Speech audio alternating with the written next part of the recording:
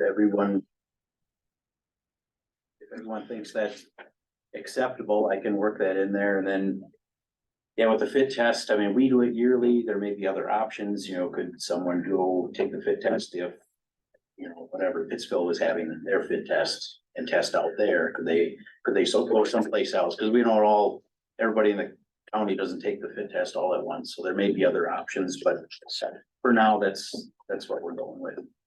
I know mutual aid was brought up. That was another question I had. So you know, if we do go this route, is that something you share with people that say like, hey, just so you know, these guys, this is our policy? I don't know how that works. Just something I thought of. That's really yours to manage. I can answer that if you want to. Perfect. Take a break.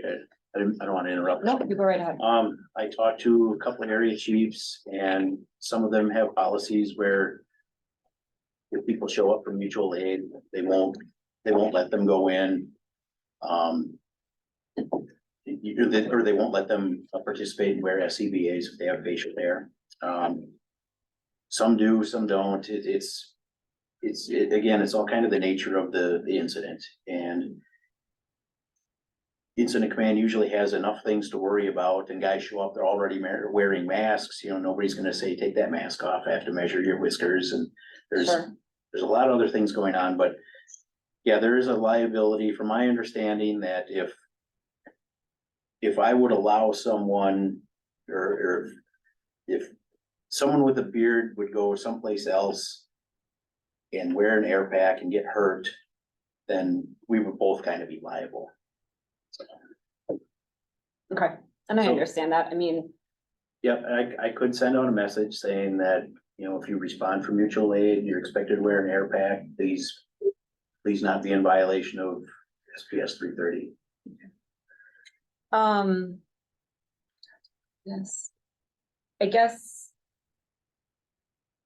my only other real question, I don't know cost of hoods. I know you brought that up. I don't, you know, I don't have enough information to even comment on that, but this next question is more for the board. So my understanding is we're meeting here, we're not putting forth a motion, but it's more of a directive for Boz. I'm really conflicted about that because this is something that we met as a full board about and have talked about it. And now we're just going to meet in this committee and say, here's your directive for Boz to follow through on this without kind of having everyone's opinion on this. I understand we need to move forward. I don't know if you're like, yeah, I want a decision today, but I'm in a hurry. Okay, I think that this is my opinion. I think it's something that should go back to the full board. I think there should be a motion because this is a hot button topic that we've been talking about, and to just shift it over and say, hey, Boz, now we in this committee decided this. This is our wishes without consulting everyone else feels wrong when this is something we've all been talking about and working on. Did we talk about it in a board meeting? Or was that, because I remember talking about it in public safety. We talked about it in public safety, but then obviously we had a special session in there as well, where we all. That was just about the disciplinary action part. But it's connected to this. In my opinion, I think this is a full board issue. So for clarification, we had a directive that the chief put out. He adhered to the directive. He put out a notice to all his firefighters. He got a response back. His response drove I'll call it an exception policy, the product in your packet. And because that came back on Monday, and after we discussed, I'll just be totally upfront and transparent. I'm fine with that exception to policy until you guys meet as a full board. I'm fine with it. But because it's a hot button topic, I offered to the chief that, you know what, if we can get some consensus of the public safety folks, then that will shorten your time frame. That is this going to drive a formal directive to these firefighters to shave or not, which could drive further disciplinary action if you want to go down that road. And that's really all I was asking for, if you saw the need for a special session. So I know I talked to the president, talked to Caleb, and I said, that's my logic of trying to get it on your table. I'd be fine for this to wait till next public safety, for it to wait till next board meeting, but I know some are not wanting to wait. And I don't want him and his fire department to be in a limbo.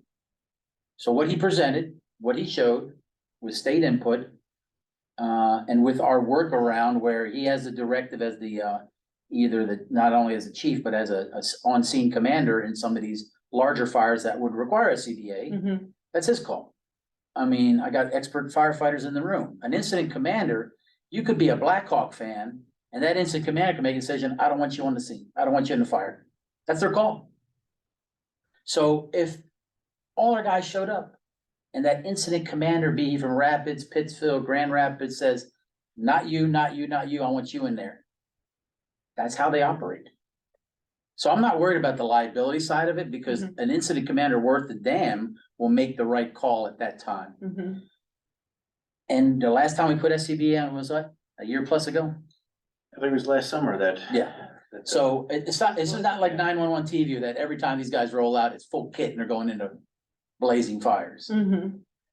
This is something they train for, they need to be qualified for, but I think there needs to be some realistic expectations for the department. So that's the only reason I asked that this thing get on an agenda sooner rather than later.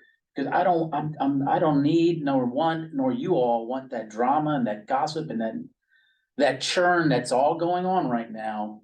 Because we just keep kicking that can. That was my only reason for adding it. If the consensus at his group is, you know what, let's wait till the next board meeting. It ain't gonna stop anything we do, and it ain't gonna stop anything that fire department does. And it's, at least it's out in the open. That's the reason this meeting, I guess, has been called, from my perspective. Can you speak clearly what you're expecting from us? I mean, I know you just said that, but very clearly what you would. If there's consensus of 4, because that means there's a preponderance of the board that will be able to issue a directive. If there's 4 members here that say, this is an unacceptable compromise, then me and him have a whole different discussion starting as soon as this meeting ends. Because the discussion right now is you have an acceptable compromise, I can wait, we'll work through it, and we leave it to the full board for a future discussion. If there's not four votes or four consensus, then I'm just gonna wait till the next time you all 7 get together. I guess I need clarification because we're talking about not a temporary exemption, but part of a policy. Mhm. So we need to know what is the current status of these officers Meaning, or firefighters. You had mentioned that they're at fire station duties only. no, that was a discussion we had. And solely based on the need of the event, if it starts expanding, then he has the full prerogative to launch everybody regardless if they got a Grizzly Adams beard, he's gonna launch him. That's an internal operational decision that we work through. That's what we're gonna go right now unless 4 of you all say that's unacceptable. Then I have to have a different discussion with Chief. No, we don't need 4. We do need 4, Darren, because No, we 4 don't. of you We'll take all a vote. trumps the 7-man Right. board.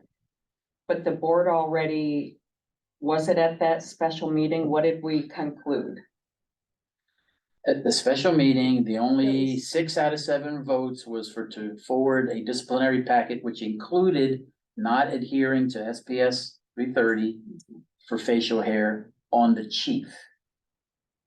That's the only thing that came out. It wasn't about the policy in general, it wasn't about the It individual was about the firefighter. chief was about the implementing the chief. policy. And after that meeting, the chief did implement a directive to his officers, to his whole fire department.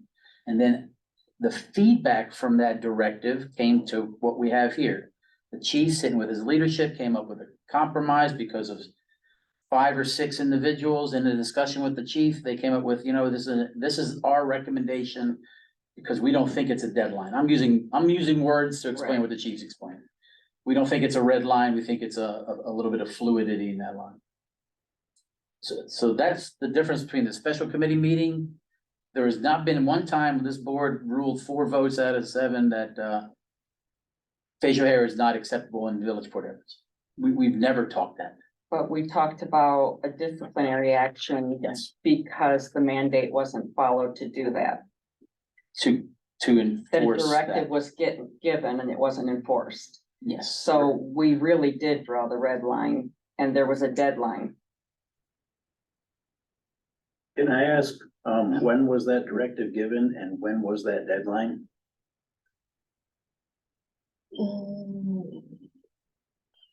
Well, the deadline was The Monday, 19th. Well, that specifically was, unofficial. that was the follow-up. That came Yes. after the disciplinary. That That was did. when the deadline came, Yeah. when there was no, That was after So- the disciplinary action was initiated. Yes. I'm wondering, what drove the disciplinary action? What was the deadline before that, and when was that exact explicit directive given?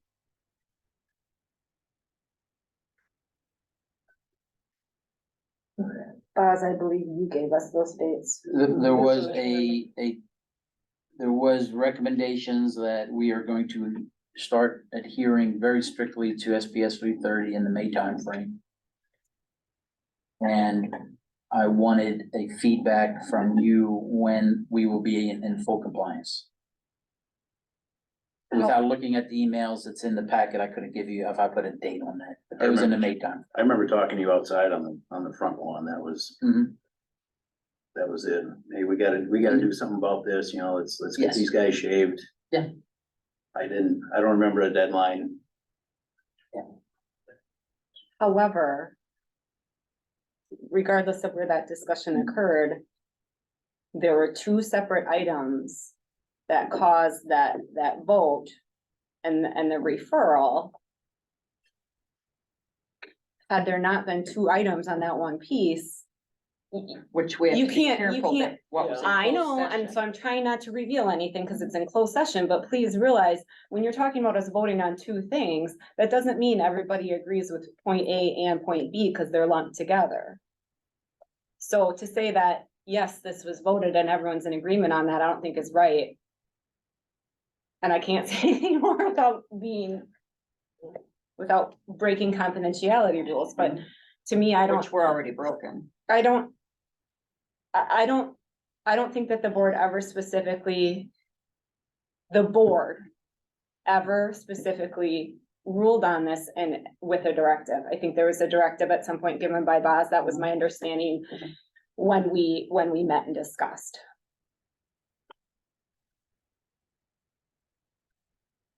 I think what's before us is the policy with a focus on point 4.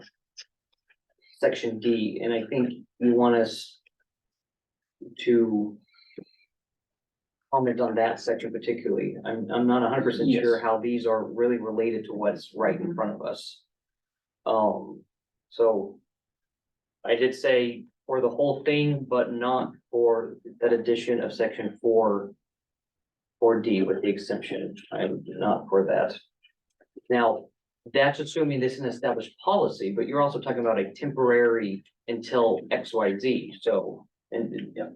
So if you wanna talk about what to do in the meantime, there's a request here to consider and acquire the best equipment alternatives.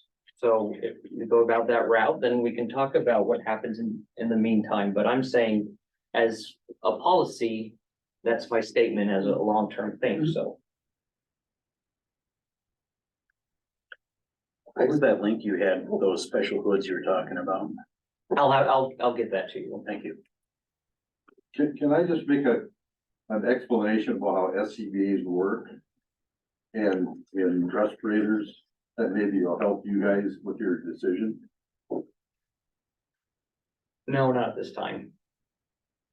I have a question. What is the directive now for people responding? So what have you sent out? What are the expectations? Exactly how I laid it out in the SOG. Okay, so it's just like this? Yep, people can, respond to fires, they can be on scene with facial hair. But they can't wear an air mask, air pack. Okay.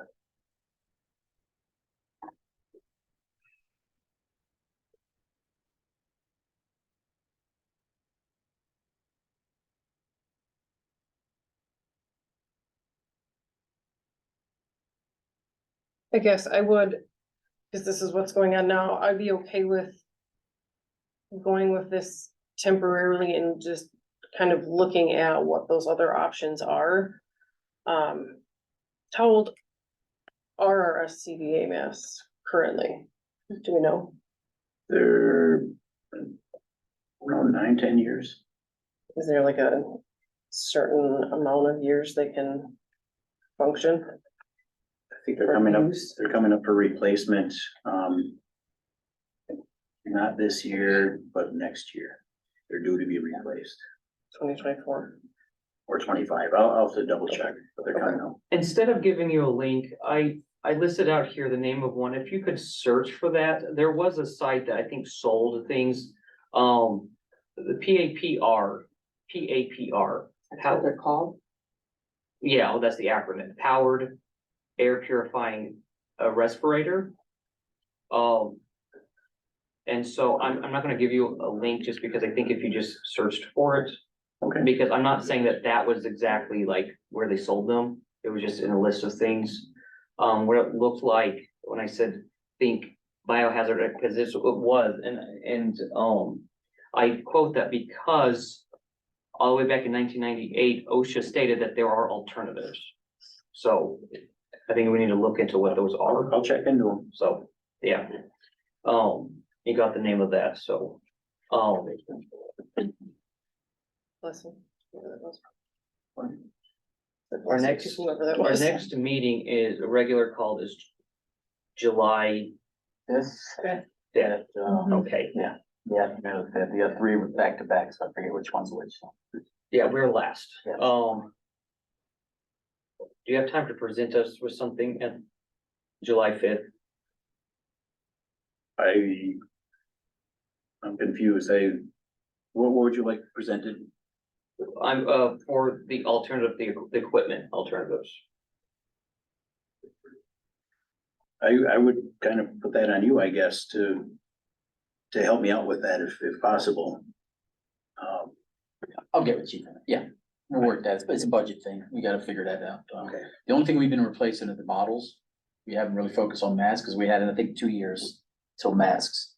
But we can expedite that, I can move it up on the list, and you guys can authorize it. Okay, Just because I already said I would have the bylaws updated, and doing all this stuff has brought me down quite a bit. So. why don't we work in the upcoming days and determine if July 5th or the August one would work? But let's just determine that if it's either or of those regular call days. Okay. As this stated, the exemption as a temporary thing, I'll be for that. Okay, but I wouldn't as a established policy. Tiara, Fine. 4D as we're thinking of temporary. Mhm. Can I get your thoughts on an established, is this an established policy exemption? I don't think that we should pay anyone that can't go into a fire. I don't think that's fair to the other guys. I do see where that makes sense. If there can be some other kind of equipment or accommodation.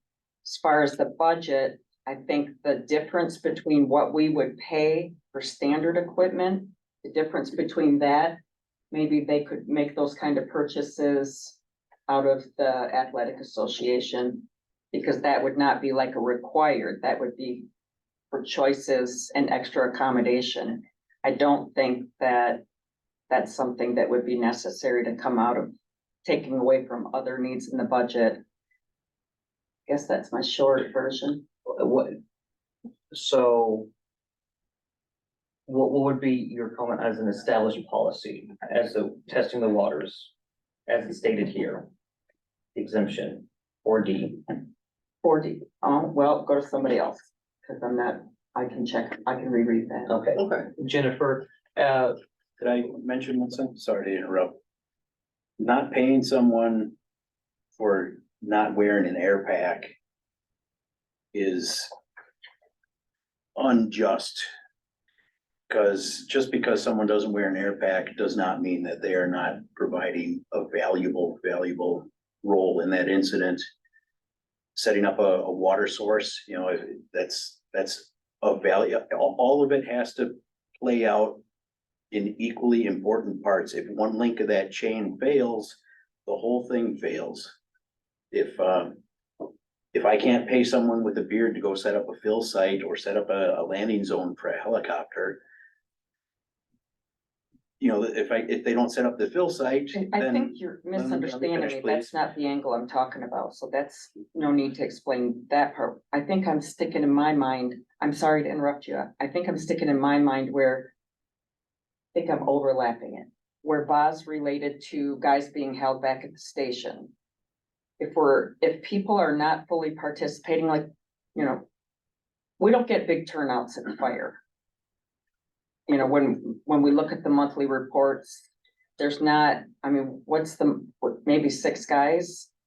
So I think I'm looking at, in my mind, when I'm thinking about it, I'm looking at where Boz said guys staying back at the station. That's More what of that is clarification. alluded The, to, the station was just until this meeting. yeah.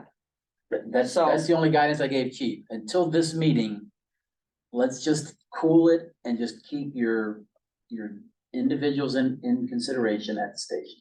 This meeting's over.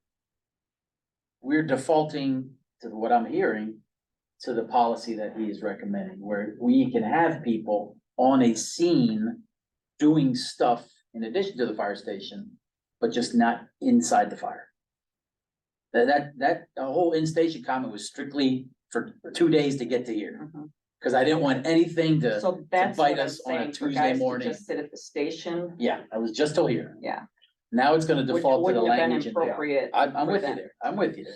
So you said yes to a temporary, this as a temporary exemption, but no comment on as an established exemption. Right, Yes, Jennifer, what would be your comments on this as a temporary exemption as it's stated here? I'm fine with it. Until the time that we can establish alternatives. And they're, I'm open to alternatives. I also recognize that new information can come to light. So I'm open to alternatives, but I'm also not saying no to this in the long term either. Does that make sense? But yes, for now, definitely 100%. And then I'm happy to talk about it again into another board meeting. Betsy, I would say temporary for right now, just so we can get all of the other options on the table and see if we can figure out where we go from getting that information as well. I would like, okay, so, Does that make Yeah. sense? Okay. so as far as the temporary thing, we'll go with that. I would like to see, between, Chief Warden, Boz, you and myself to establish if we can get to the July 5th deadline. For the equipment part of it. Yeah, and I don't necessarily mean purchase, but at least Sure. be able to compile that Yeah. information. Yeah. By just, and if not July 5th, in our August date, I'd like it to be done by then, okay? Is that okay, as a director? It'll be.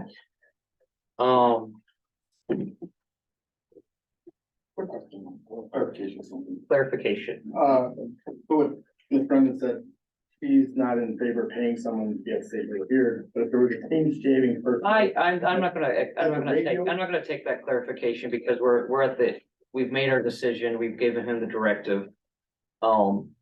That's, we have done the business, so I am going to call this with no other business. One more thing before we adjourn. Yeah, I brought this up multiple times in the past. I work until 4 o'clock. Could we please stick to regularly scheduled meetings? I have to take off of work early to come to this one. And if I get in trouble with my full-time employer to talk about facial hair, there's gonna be a real issue. So could we please stick to regularly scheduled meetings or give me more of an advance than one day? okay. Before you adjourn, can I just explain SCBA's? It's not gonna affect anything you're gonna do. No, I'm going to- You made that I'd like a motion to adjourn the meeting. Get a motion to adjourn. I'll make the motion. 4:54. I adjourned at 4:54 PM. Caleb, just for sure, you don't need a motion to adjourn, you can just say without objection. I know, I do, without objection, I Just know. Some people Wanted do. to Yeah. make sure that you knew that, that's all.